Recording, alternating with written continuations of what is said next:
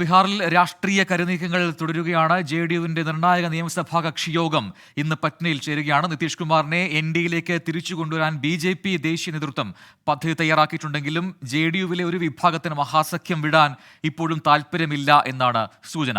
12-ലധികം എം.എൽ.എമാർ ഇന്നലെ ചേർന്ന ജെഡി യോഗത്തിൽ പങ്കെടുത്തില്ല. ഇന്ന് 10 മണിക്ക് ചേരുന്ന യോഗത്തിൽ അവരെ എത്തിക്കാൻ തീവ്രമായ ശ്രമങ്ങൾ നടക്കുന്നുണ്ട്. അത് വിജയിച്ചില്ലെങ്കിൽ RJD മന്ത്രിമാരെ പുറത്താക്കി സർക്കാർ പിടിക്കാനും ആലോചനയുണ്ട്.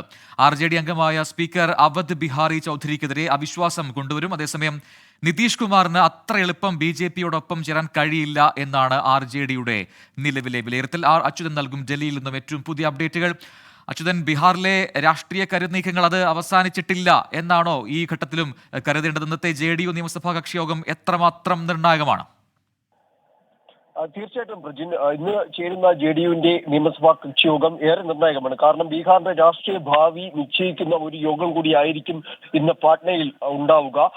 കാരണം ഇന്നലെ ചേർന്ന യോഗത്തിൽ JDയിലെ 12 MLA-മാർ ഉണ്ടായിരുന്നില്ല, പങ്കെടുത്തിരുന്നില്ല. അപ്പോൾ ആ ഒരു സാഹചര്യം JDU-വിന് മുൻപിലുണ്ട്. പൊതുവെ RJD അവകാശപ്പെടുന്നത് JDU-ലെ 10ഓളം MLA-മാർ അവർക്കൊപ്പമാണ്. അതുകൊണ്ട് തന്നെ ഈ ഒരു സർക്കാരിനെ തകർക്കുവാൻ കഴിയില്ല എന്നൊരു അവകാശവാദം RJD മുന്നോട്ട് വയ്ക്കുന്ന ഒരു സാഹചര്യമുണ്ട്. ആ ഒരു ഘട്ടത്തിൽ കൂടി ഇന്ന് ചേരുന്ന JDU യോഗം നിർണായകമാണ്.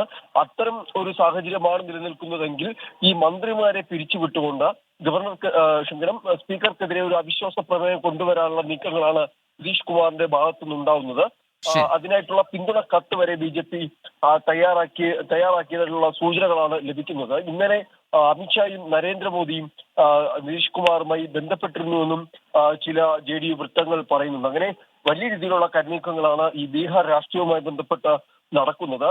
എന്തായാലും കോൺഗ്രസിനെ സംബന്ധിച്ചും ഏറെ നിർണായകമായിട്ടുള്ള ഒരു ദിവസം കൂടിയാണ്. കാരണം ഇന്നലെ ചേരാനിരുന്ന നിയമസഭാ കക്ഷിയോഗത്തിൽ ആകെ 5 MLA-മാർ മാത്രമാണ് പങ്കെടുത്തിരുന്നത്. അപ്പോൾ ഏതൊക്കെ പാളയത്തിലേക്ക് മാറും എന്നുള്ള ചോദ്യം ഇപ്പോഴും നിലനിൽക്കുന്നുണ്ട്. ആ ഒരു ഘട്ടത്തിലാണ് ഇന്ന് JDU-വിന്റെ നിർണായക യോഗം ചേരുന്നത്.